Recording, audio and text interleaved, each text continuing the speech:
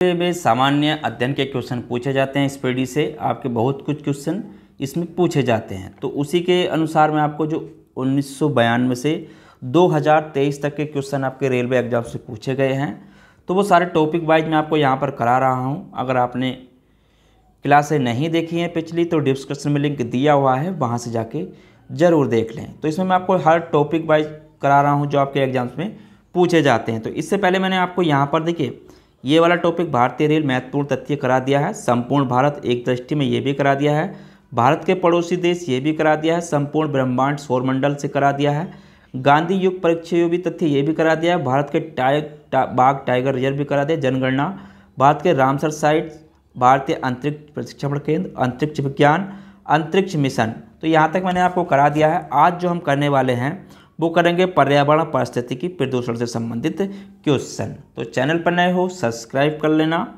और कोई भी क्वेरी हो तो कमेंट में ज़रूर बताया करें।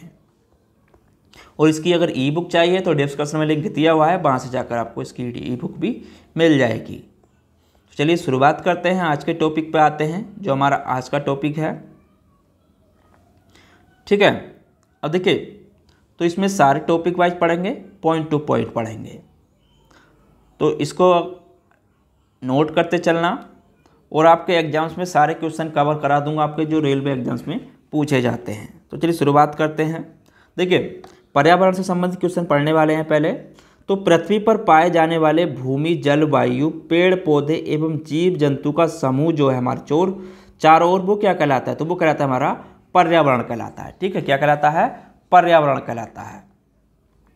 प्रथम अंतर्राष्ट्रीय पर्यावरण सम्मेलन हुआ था। तो प्रथम अंतर्राष्ट्रीय पर्यावरण सम्मेलन कब हुआ था?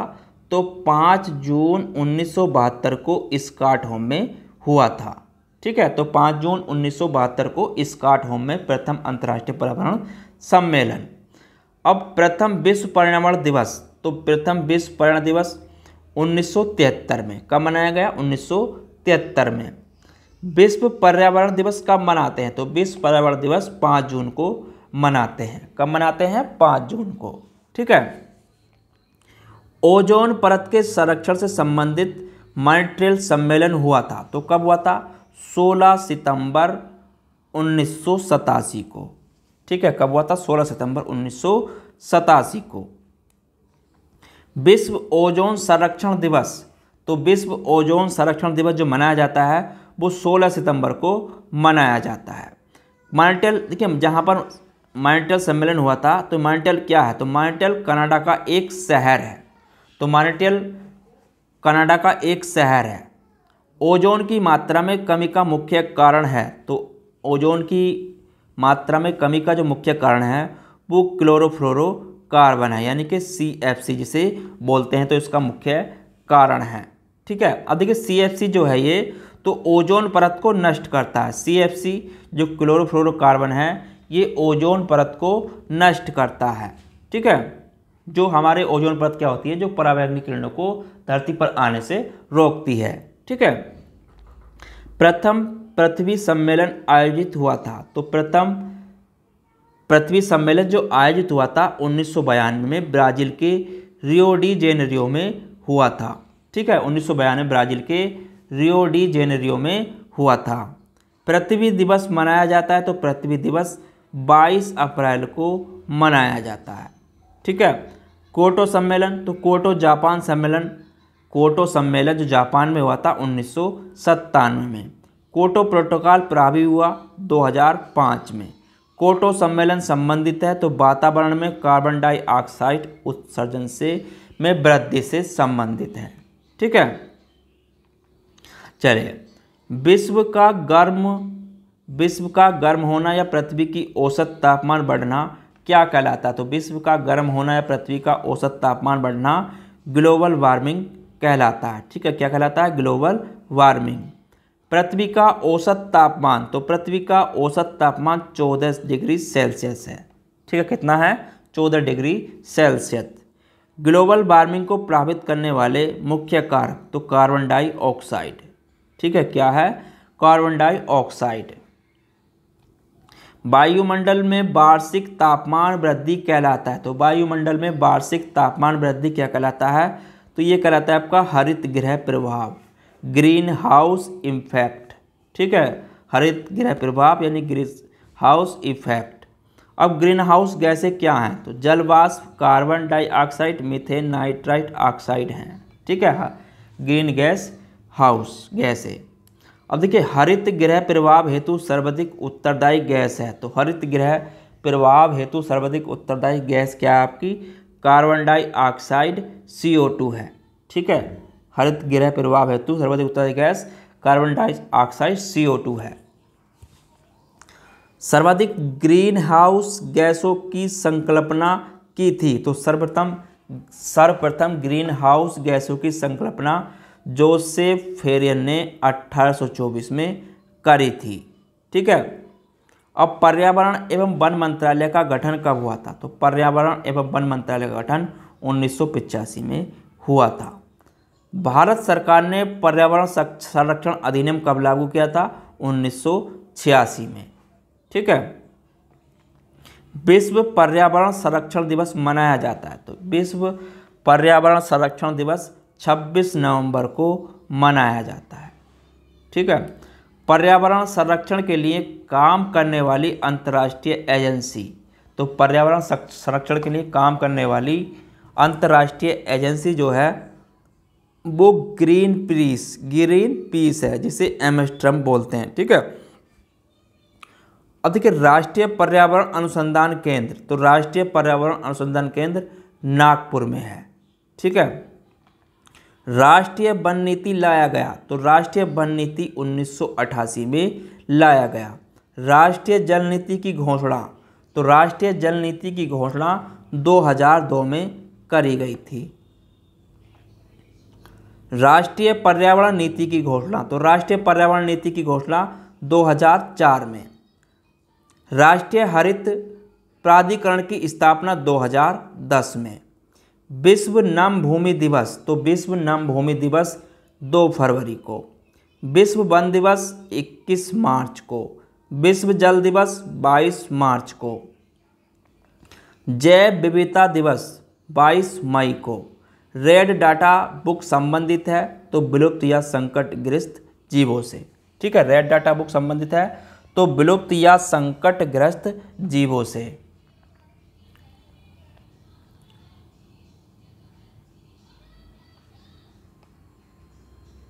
चलिए देखिए अब पढ़ेंगे इसमें परिस्थिति के संबंध जो क्वेश्चन बनते हैं। तो परिस्थिति की अगर यहाँ पे बात करूँ, जीवधारियों तथा उनके वातावरण के पारस्परिक संबंधों का अध्ययन क्या कहलाता है? तो जीवधारियों और उनके वातावरण के पारस्परिक संबंधों का संबंध पारिस्थितिकी इकोलॉजी कहलाता है, ठीक है। अब इकोलॉजी शब्द का प्रथम प्रयोग रिटर ने 1865 में, अर्नेस्ट हेकल ने 1869 में किया था, ठीक है। अब सर्वाधिक स्थायी पारिस्थितिकी महासागर है, ठीक है, सर्वाधिक स्थायी पारिस्थितिकी महासागर है। रचना एवं कार्य की दृष्टि से विभिन्न जीवों और वातावरण की मिलीजुली इकाई क्या कहलाती है? तो रचना की एवं कार्य की दृष्टि से विभिन्न मिलीजुली इकाई पारिस्थितिकी तंत्र यानी कि इकोसिस्टम कहलाती है, ठीक है। पारिस्थितिकी तंत्र या परितंत्र शब्द का सर्वप्रथम प्रयोग, तो पारिस्थितिक तंत्र या परितंत्र का सर्वप्रथम प्रयोग एजे टांसले ने 1935 में किया था। देखिए परितंत्र में ऊर्जा का स्रोत, तो परितंत्र में ऊर्जा का स्रोत जो है आपका सूर्य प्रकाश है, ठीक है। पर्यावरण की कार्यात्मक इकाई, तो पर्यावरण की कार्यात्मक इकाई आपका परितंत्र है, ठीक है। अब देखिए पारिस्थितिकी तंत्र 2 घटकों का बना होता है, तो पारिस्थितिकी तंत्र आपका 2 घटकों का बना होता है, किस किस का? जैविक घटक एवं आपका अजैविक घटक का, ठीक है। अब देखिए जैविक घटक आपका 3 भागों में विभक्त किया गया है। जैविक घटक आपका 3 भागों में विभक्त किया गया है, उत्पादक, उपभोक्ता, अपघटक, ठीक है। अब देखिए उत्पादक द्वारा उत्पादित खाद्य पदार्थों का उपयोग करने वाले घटक कहलाते हैं आपके उपभोक्ता। अब उपभोक्ता 3 प्रकार के होते हैं, प्राथमिक, द्वितीयक, तृतीयक उपभोक्ता।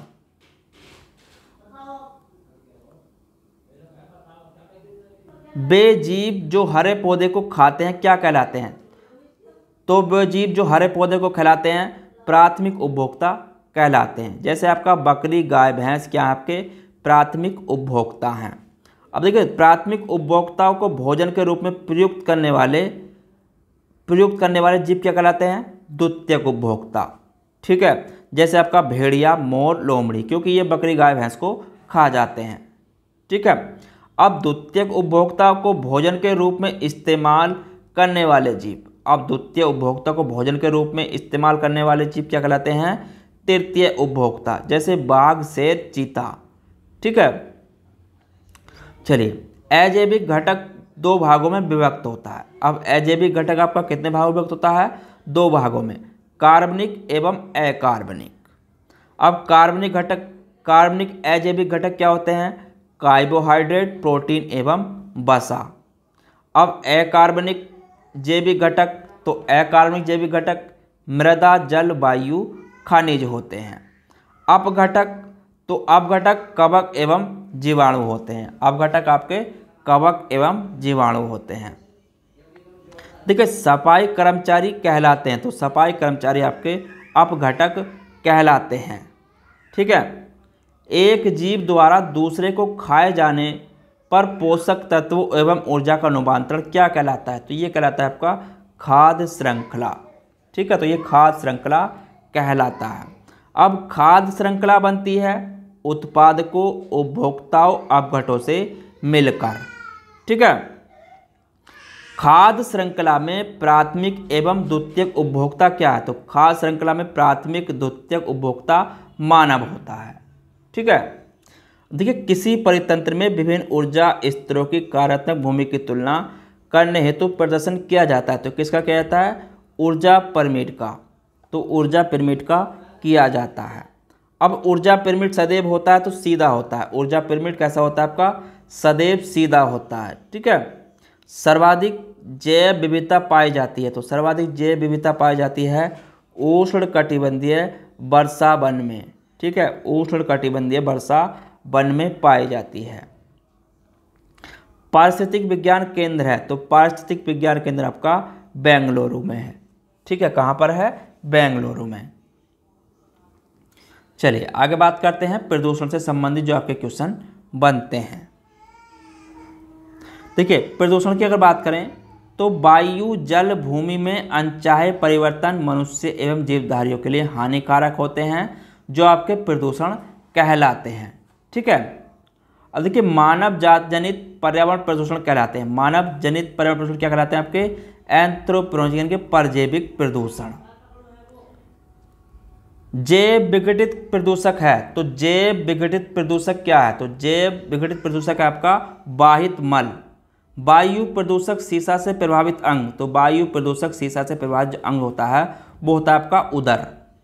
तंत्रिका तंत्र संबंधी रोग, तो तंत्रिका तंत्र संबंधी रोग है सीसा से।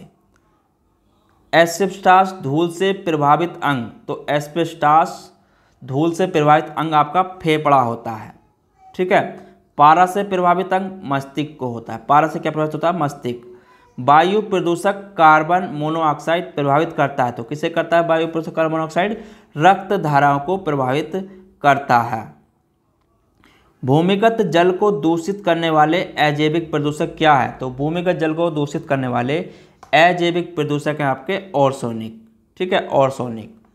जल प्रदूषण को मापने हेतु जांच की जाती है, तो जल प्रदूषण को मापने के लिए किस जांच की जाती है? बायोमैकेनिकल ऑक्सीजन डिमांड की। ठीक है, बायोमैकेनिकल ऑक्सीजन डिमांड की।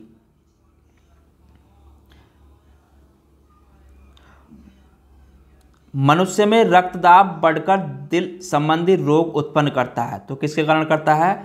वायु प्रदूषक कैडमियम के कारण। ठीक है, वायु प्रदूषक कैडमियम के कारण।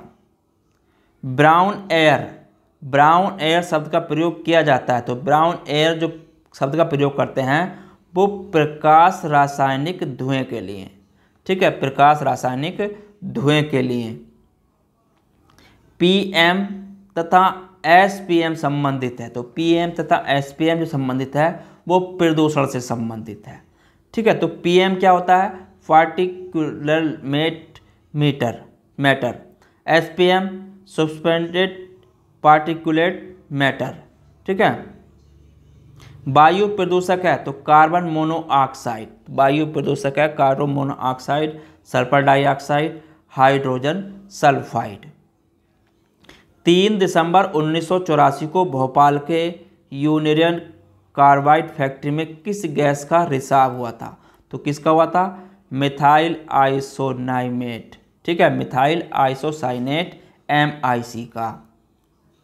मिनीमाता रोग होता है तो मिनीमाता रोग होता है पारायुक्त जल से। ठीक है, मिनीमाता रोग पारायुक्त जल से होता है। मिनीमाता रोग सबसे पहले हुआ था तो मिनीमाता रोग सबसे पहले जापान में हुआ था। नदियों में जल प्रदूषण की माप की जाती है तो नदियों में जल प्रदूषण की माप ऑक्सीजन की घुली हुई मात्रा से। किससे करते हैं? ऑक्सीजन की घुली हुई मात्रा से। सिगरेट के धुएं के मुख्य प्रदूषक हैं तो सिगरेट के धुएं के जो मुख्य प्रदूषक हैं कार्बन मोनोऑक्साइड एवं बेंजीन। ठीक है। केंद्रीय प्रदूषण नियंत्रण बोर्ड है तो केंद्रीय नियंत्रण प्रदूषण बोर्ड आपका दिल्ली में है। जल संरक्षण एवं प्रदूषण नियंत्रण अधिनियम कब बना? तो 1974 में बना था। वाहनों से निकलने वाले धुओं में मापा जाता है। देखिए, वाहनों से धुआं निकलता है तो उसमें क्या मापा जाता है? कार्बन मोनोऑक्साइड एवं सीसा को मापा जाता है। ठीक है। कारखानों से निकलने वाले धुओं में मुख्य रूप से पाया जाता है तो कारखानों से धुआं निकलता है तो मुख्य रूप से उसमें क्या पाया जाता है? आपका कार्बन डाइऑक्साइड। ठीक है। अम्ल वर्षा मिश्रण है तो अम्ल वर्षा जो मिश्रण है वो सल्फर डाइऑक्साइड SO2 एवं नाइट्रोजन ऑक्साइड NO2 का मिश्रण है। ठीक है। अम्ल वर्षा के रूप में पृथ्वी पर गिरते हैं तो अम्ल वर्षा के रूप में पृथ्वी पर जो गिरते हैं सल्फ्यूरिक अम्ल तथा नाइट्रिक अम्ल गिरते हैं। ठीक है, सल्फ्यूरिक अम्ल और नाइट्रिक अम्ल गिरते हैं। DDT तो DDT होता है तो DDT अजैव अपघटनीय प्रदूषक है। ठीक है, DDT अजैव अपघटनीय प्रदूषक है। संगमरमर से निर्मित ऐतिहासिक इमारतों को हानि पहुंचाता है तो संगमरमर से निर्मित ऐतिहासिक इमारतों को जो हानि पहुंचाता है वो है आपका सल्फर डाइऑक्साइड। क्या आपका? Sulphur dioxide. ग्रीन मफलर संबंधित है तो ग्रीन मफलर जो संबंधित है वो ध्वनि प्रदूषण से है। किससे संबंधित है? ध्वनि प्रदूषण से। चावल के खेतों से निकलने वाला प्रदूषक है तो चावल के खेतों से निकलने वाला जो प्रदूषक है वो है आपका मीथेन। ठीक है, क्या है? मीथेन है। ठीक है। तो देखिए, इसमें तीनों टॉपिक के मैंने इसमें करा दिया आपको क्वेश्चन जो आपके एग्जाम्स में पूछे जा सकते हैं। तो इसी तरह से मैं आपको सारे टॉपिक वाइज कराता चलूँगा। तो चैनल पर नए हो सब्सक्राइब कर लेना। अगर इसकी PDF चाहिए तो डिस्क्रिप्शन में लिंक डाला हुआ है, वहाँ से आपको इसकी ई-बुक की PDF भी मिल जाएगी। ठीक है। देखिए, इसमें आपके सारे टॉपिक कवर हो जाते हैं। ठीक है। तो कल के टॉपिक में पढ़ेंगे हम इतिहास की प्रमुख घटनाएं, गवर्नर जनरल वायसराय, इतिहास की प्रमुख घटनाएं। ठीक है। तो ये इसमें पढ़ेंगे कल के टॉपिक में। तो इसी तरह से मैं आपको सारे टॉपिक कराऊंगा एक एक करके। तो चैनल पर नए हो सब्सक्राइब कर लेना। कोई भी क्वेरी हो कमेंट में ज़रूर बताएं। मिलते हैं पर कल इसमें आगे के टॉपिक के साथ। जब तक के लिए धन्यवाद।